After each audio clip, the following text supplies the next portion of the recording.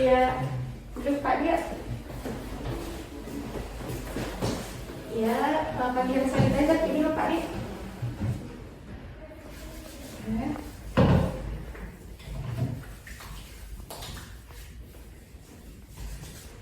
Baik Pak, bismillahirrahmanirrahim. Assalamualaikum warahmatullahi wabarakatuh. Ya, jadi saya Dokter Firya ya Pak, dokter penjaga di rumah sakit pada pagi hari ini. Jadi di sini tadi Bapak sudah dari tadi antri kuali Pak? Iya dok. Oh, dari jam berapa kita datang? Dari tadi pagi jam 7. Oh, dari jam 7 di. Oh ya, jadi saya minta data diri tapi dulu sebelum kita lanjut ke pemeriksaannya. Bapak atas nama siapa? Al-Qadri dok. Al-Qadri. Usia tak berapa tahun Pak? 61 dok. 61 tahun. Oke. Bapak tadi pekerjaan Pak apa? Peternak ayam. Peternak ayam.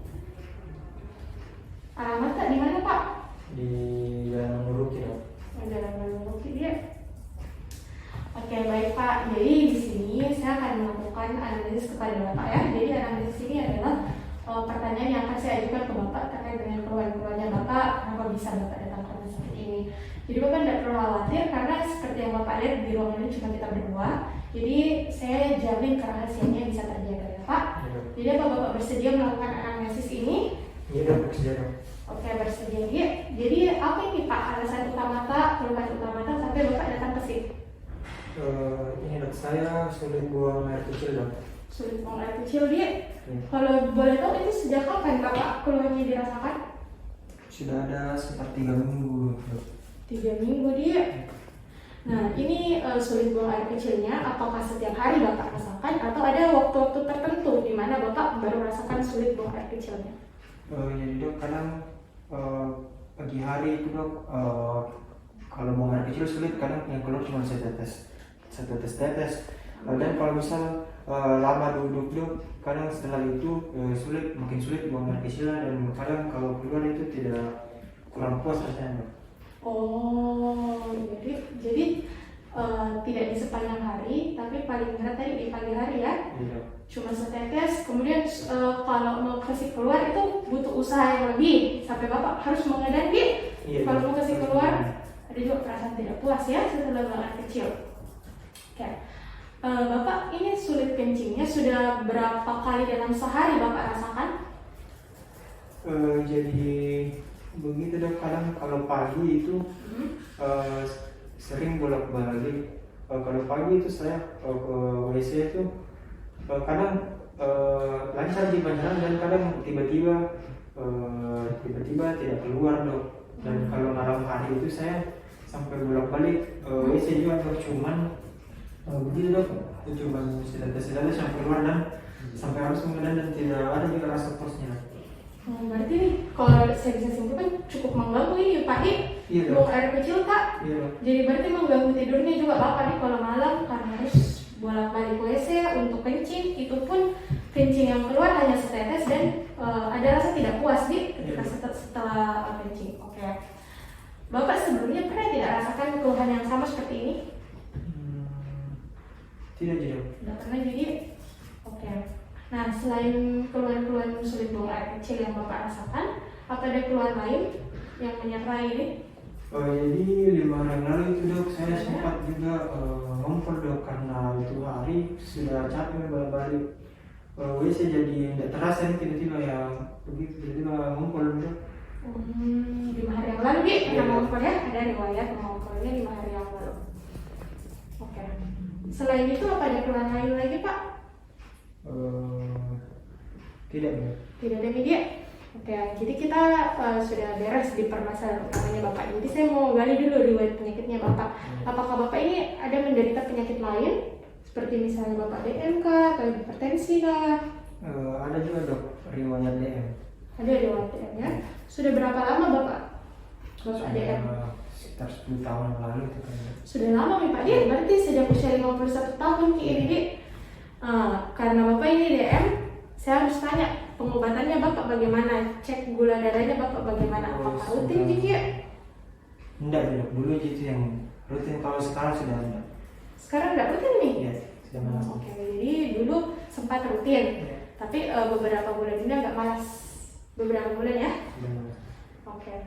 Nah, di sini kalau di lingkungan keluarganya Bapak, apakah ada yang merasakan gejala yang sama seperti Bapak? Tidak. Hanya Bapak? Ya. Oke, hanya Bapak.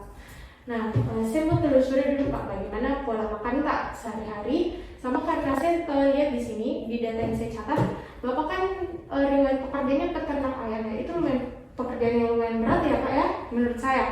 Jadi bagaimana Bapak kegiatan sehari-harinya menjalani pekerjaan ini? Mungkin bisa diceritakan? Jadi mungkin ada dari rumah ke kandang ayam itu kadang saya lama dulu mengawasi ayam, jadi semenjak juga ada keluhan ini saya juga akhirnya malas untuk minum dok, karena takutnya nanti sulit buang air kecilnya. Kalau untuk makannya dok, saya masih atur karena ada hari-hari tadi dok, gitu dok. Oh, makannya lumayan diatur, jadi dijaga juga makan tak. Tapi kalau untuk di pekerjaan sehari-harinya, karena pekerjaannya berat, Bapak harus duduk lama dia untuk awasi ayam-ayam. Dan karena Bapak ini penyakitnya berhubungan dengan pengeluaran air kencing, jadi Bapak memilih tidak minum. Ya, saya paham. Oke. Mohon maaf Pak, apakah Bapak pernah merokok atau minum alkohol? Kalau minum alkohol dok tidak.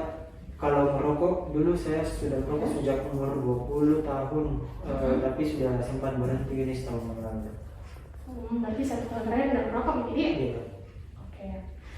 Jadi saya rasa itu sudah cukup tanya jawabnya Pak. Jadi di sini saya mau ulang kembali informasi apa yang saya dapatkan dari hasil tanya jawab kita tadi. Iya. Kalau misalnya ada yang kurang, Bapak silakan tambahkan. Kalau ada yang salah, Bapak langsung koreksi ya. Jadi di sini Bapak Al-Qadri, usianya 61 tahun ya. Alamatnya di Manurki, kemudian pekerjaannya ini peternak ayam ya, di area Manurki juga. Nah, keluhan utamanya Bapak sampai datang ke sini adalah sulit buang air kecil, yang dirasakan paling sering itu di pagi hari, terutama kalau sudah duduk lama dan kalau sudah duduk lama itu pas mau buang air kecil lagi harus butuh usaha lebih atau mengedan untuk mengeluarkan air kencingnya. Kemudian untuk waktu-waktu mengalami keluhan ini, kalau di pagi hari Bapak buang air kecil itu pancarannya lemah ya Pak Di. Kemudian alirannya juga kurang bagus. Kalau di malam hari Bapak harus bolak-balik WC ke kamar hanya untuk buang air kecil, tapi yang keluar hanya setetes. Dan itu pun ada rasa tidak puas ketika mengeluarkan air kencing ini. Kemudian Bapak juga ada riwayat lain, yaitu pernah mengompol 5 hari yang lalu Di. Sudah betul Pak? Iya. Kemudian Bapak punya riwayat DM, sudah dialami sejak 10 tahun yang lalu, tapi berobat dan check up-nya itu tidak rutin. Kemudian Bapak ini karena pekerjaannya yang menuntut harus duduk lama mengawasi ayam, jadi Bapak ada riwayat sering duduk lama dan jarang minum air putih. Iya dok. Kemudian Bapak ada riwayat merokok sejak usia 20 tahun, tapi 1 tahun terakhir sudah berhenti merokok ya Pak? Iya benar. Kemudian saya rasa cuma itu informasi yang saya dapatkan. Apa ada yang kurang atau ada yang ingin Bapak tambahkan terkait keluhannya? Sudah cukup dok. Sudah cukup ya. Baik Pak, jadi kalau saya analisis dari hasil tanya jawab ini, saya bisa memberikan diagnosis awal kepada Bapak, tapi ini belum diagnosis akhir karena ini hanya kecurigaan yang merujuk ke satu penyakit. Nanti untuk penegakan diagnosisnya akan kita lakukan, ada pemeriksaan fisik ya, nanti Bapak saya arahkan ke pemeriksaan fisik, kemudian ada pemeriksaan penunjangnya. Jadi diagnosis sementara saya ini adalah BPH atau benign prostate hyperplasia. Jadi ada pembesaran di kelenjar prostatnya Bapak, tapi ini sifatnya jinak Pak, jadi Bapak tidak perlu khawatir. Kalau ditangani dengan baik, insya Allah tidak ada masalah. Bapak bisa kembali normal seperti biasa lagi. Nah ini memang sangat sering Pak dialami oleh laki-laki yang sudah lanjut usia seperti Bapak, apalagi mengingat Bapak usia juga sudah 61 tahun ya.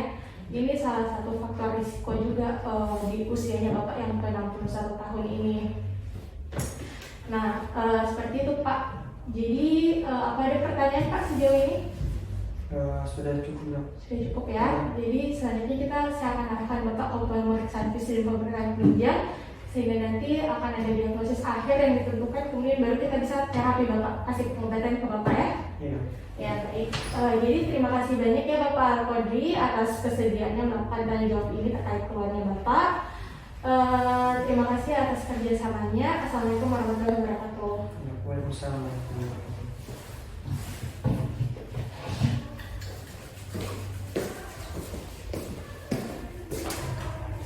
Ya, saya dengar dok. Iya Pak. Dok. Iya. Bismillah, Assalamualaikum warahmatullahi wabarakatuh Pak. Waalaikumsalam warahmatullahi wabarakatuh, Dok. Baik, perkenalkan Pak, nama saya Dr. Aisyah yang bertugas juga pada hari ini. Jadi Pak, sebelumnya kan kita sudah melakukan anamnesis. Nah, di pemeriksaan selanjutnya ini kita akan melakukan pemeriksaan fisik untuk menunjang diagnosa Bapak. Jadi kan keluhan Bapak tadi ini sudah buang air kecil ya. Jadi di sini kita akan melakukan pemeriksaan berupa pemeriksaan tulang kubur Pak. Jadi sebentar Bapak mungkin agak kurang nyaman karena saya akan memasukkan dari tubuh saya ke dalam lubang anusnya Bapak. Nah, selanjutnya sebentar Pak, mungkin jadi informasi yang saya dapatkan dari pemeriksaan kali ini saya akan jaga sebaik mungkin. Jadi apakah Bapak bersedia untuk melakukan pemeriksaan kali ini Pak? Iya Dok, bersedia Dok. Baik Pak, jadi mungkin selanjutnya Pak, Bapak bisa menunggu terlebih dahulu ya. Baik, Bismillah. Jadi di sini saya akan melakukan persiapan alat dan bahan. Kemudian selanjutnya Pak, jadi mungkin bisa Bapak terlebih dahulu buang air kecil. Baik, jadi Bapak sudah buang air kecil, jadi mungkin Bapak bisa lepas pakaian bagian bawahnya, kemudian bisa berbaring di atas tempat tidur Pak. Silakan Pak, mungkin bisa dilepas sepatunya Pak.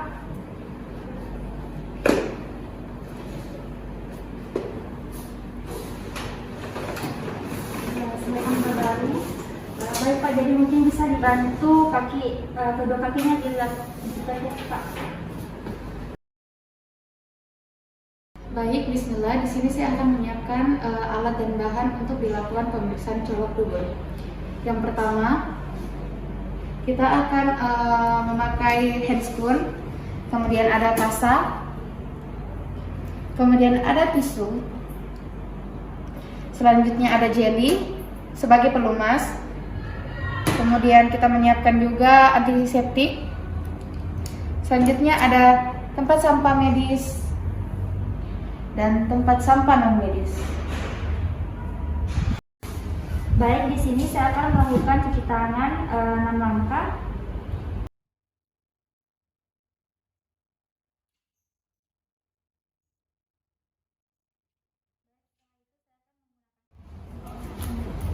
Baik, jadi di sini saya sudah menggunakan handscoon. Selanjutnya di sini pasien sudah dalam keadaan posisi dikotomi. Nah, di sini yang pertama saya akan melakukan inspeksi pada daerah perineum dan pada bagian anus pasien. Jadi di sini saya akan menilai apakah terdapat penonjolan ataupun terdapat hemoroid atau bekas operasi pada bagian perineum atau anus pasien. Kemudian selanjutnya di sini saya akan mengoleskan jelly ke jari telunjuk tangan saya.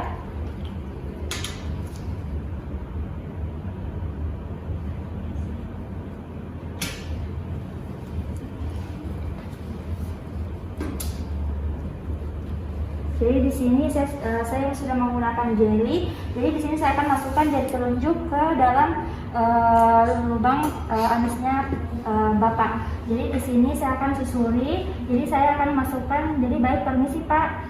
Jadi di sini saya akan meraba untuk menilai apakah sphincter anunya mencekik atau tidak. Jadi di sini saya dapatkan sphincter anunya dia mencekik. Kemudian saya akan masukkan lebih ke dalam lagi untuk menilai dinding dan dinding rektum ataupun ampula dari pasien. Jadi di sini saya sudah masukkan jari ke dalam, lebih ke dalam. Kemudian di sini saya akan menilai apakah terdapat pembesaran kelenjar prostat pada pasien. Jadi di sini saya dapatkan pembesaran pada arah jam 11 dan arah jam 1. Kemudian di sini saya dapatkan permukaannya itu dia licin. Baik, jadi di sini saya sudah mengeluarkan tangan saya dari lubang anusnya pasien. Jadi di sini saya tidak dapatkan darah ataupun lendir ataupun feses pada sarung tangan. Jadi baik Pak, untuk pemeriksaan telah selesai. Jadi Bapak bisa kembali ke posisi semula dan menggunakan pakaian bawahnya Bapak. Jadi selanjutnya saya akan membersihkan sarung tangan yang tadi saya gunakan. Jadi air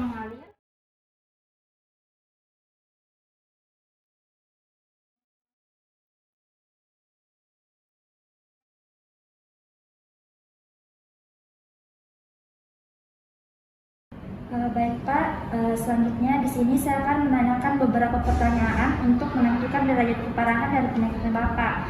Jadi dalam 1 bulan terakhir ini Pak, yang pertanyaan pertama, seberapa sering Bapak ini merasa masih ada sisa selesai kencing Pak? Kadang-kadang. Oh, kadang-kadang ya. Baik Pak, selanjutnya untuk pertanyaan kedua, seberapa sering Bapak harus kembali kencing dalam waktu kurang dari 2 jam setelah selesai kencing Pak? Kalau itu tidak ada. Oh, tidak ada ya, tidak pernah ya Pak? Baik, selanjutnya untuk pertanyaan yang ketiga itu Pak, seberapa sering Bapak mendapatkan bahwa Bapak ini kencingnya terputus-putus? Kadang-kadang. Oh, kadang-kadang juga ya. Baik, selanjutnya untuk pertanyaan yang keempat, seberapa sering pancaran kencingnya Bapak ini terasa lemah? Kadang-kadang juga. Oh, kadang-kadang juga ya. Selanjutnya Pak, untuk pertanyaan yang kelima itu, seberapa sering Bapak harus mengejar untuk memulai kencing Pak? Kadang-kadang. Kadang-kadang juga ya. Selanjutnya untuk ini Pak, seberapa sering Bapak harus bangun untuk kencing sejak mulai tidur pada malam hari hingga bangun di pagi hari Pak? Kadang-kadang juga. Oh, kadang-kadang juga ya.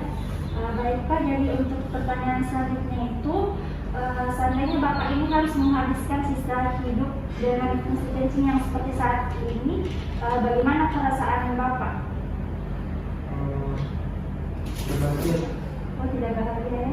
Baik Pak, jadi alhamdulillah untuk beberapa pertanyaan sudah terjawab. Jadi berdasarkan hasil pertanyaan yang tadi itu, saya dapatkan skornya itu 15. Nah, skor 15 ini tuh interpretasinya Bapak ini bergejala sedang. Jadi mungkin selanjutnya akan diarahkan untuk melakukan edukasi atau pemberian terlaksana kepada Bapak. Jadi alhamdulillah untuk pemeriksaan telah selesai. Terima kasih banyak Pak telah kooperatif. Assalamualaikum warahmatullahi wabarakatuh. Bismillahirrahmanirrahim. Assalamualaikum warahmatullahi wabarakatuh. Assalamualaikum warahmatullahi wabarakatuh, Dok. Perkenalkan, saya Dr. Askar yang terjaga di klinik ini pada pagi hari ini. Kalau boleh tahu dengan Bapak siapa? Bapak Kadri dan Dok. Oke, usianya berapa Pak? 61 tahun. Untuk alamatnya? Jalan Nuruki. Oke, untuk pekerjaannya? Peternak ayam, Dok. Oke, baik, Bapak Al-Qadri 61 tahun. Ini sudah sesuai dengan data yang saya pegang. Kemudian sebelumnya Bapak sudah melakukan anamnesis dan pemeriksaan fisik, Pak? Iya. Dari anamnesis dan pemeriksaan fisik yang telah Bapak lakukan sebelumnya itu, Bapak mengeluhkan sulit berkemih. Nah, kemudian untuk diagnosis dari penyakitnya Bapak itu yaitu benign prostatic hyperplasia atau biasa disebut juga dengan pembesaran pada pembesaran prostat yang jinak. Nah, jadi di sini sebelumnya saya akan meresepkan obat untuk mengurangi keluhannya Bapak. Tapi Pak, saya resepkan dulu. Baik Pak, ini untuk obatnya itu namanya Urosatral, dia 10 mg dosisnya. Kemudian ini diminum sekali sehari Pak. Ini diminum segera setelah makan pada jam yang sama. Kemudian diminum sampai habis. Kemudian Pak, setiap ada pemberian obat yang diberikan kepada Bapak itu harus selalu dikonsultasikan dengan dokter, karena ada beberapa obat yang dia kontraindikasi dengan penyakitnya Bapak. Kemudian sebelumnya juga di sini saya akan memberikan sedikit edukasi mengenai penyakitnya Bapak. Nah, penyakitnya Bapak ini namanya benign prostatic hyperplasia, pembesaran kelenjar prostat yang jinak. Ini pembesaran pada kelenjar prostatnya Bapak ini dia akan menyumbat nanti mempersempit dari saluran kencing Pak. Jadi makanya itu kencing tata sedikit-sedikit. Jadi supaya keluhannya itu tidak bertambah, makanya di sini ada beberapa modifikasi gaya hidup yang akan saya berikan kepada Bapak. Ini harus diubah kebiasaan sehari-hari tadi Pak. Misalnya Yang pertama, batasi cairan sebelum tidur. Kemudian selain itu batasi cairan juga sebelum bepergian. Kemudian batasi minum minuman beralkohol ataupun kafein, misalnya kopi misalnya. Karena minuman-minuman ini dia dapat meningkatkan, dia membuat volume berkemih dan lebih sering berkemih. Kemudian Bapak juga wajib membatasi makanan-makanan yang berbumbu, misalnya rendang, karena makanan ini dapat mengiritasi pada saluran kemihnya Bapak. Kemudian untuk dietnya itu sendiri Bapak makanannya makanan yang tinggi serat, kemudian rendah lemak sama tinggi protein. Nah, hal ini dimaksudkan untuk supaya mencegah konstipasinya Bapak itu makan makanan tinggi serat. Kemudian Bapak juga sebaiknya sering beraktivitas Pak jika memungkinkan. Kemudian pada saat berkemih itu sebaiknya jangan mengedan. Kemudian yang paling utama itu ada yang dinamakan berkemih ganda. Jadi Bapak setelah berkemih yang pertama dapat menunggu beberapa menit, kemudian melakukan berkemih selanjutnya. Mungkin itu beberapa edukasi Pak. Kemudian ini resepnya, ini mungkin nanti bisa diambil di depan. Apa ada yang ingin ditanyakan Pak? Sudah cukup dok. Terima kasih dok. Oke, baik, terima kasih. Sekian. Semoga cepat sembuh Pak. Assalamualaikum warahmatullahi wabarakatuh.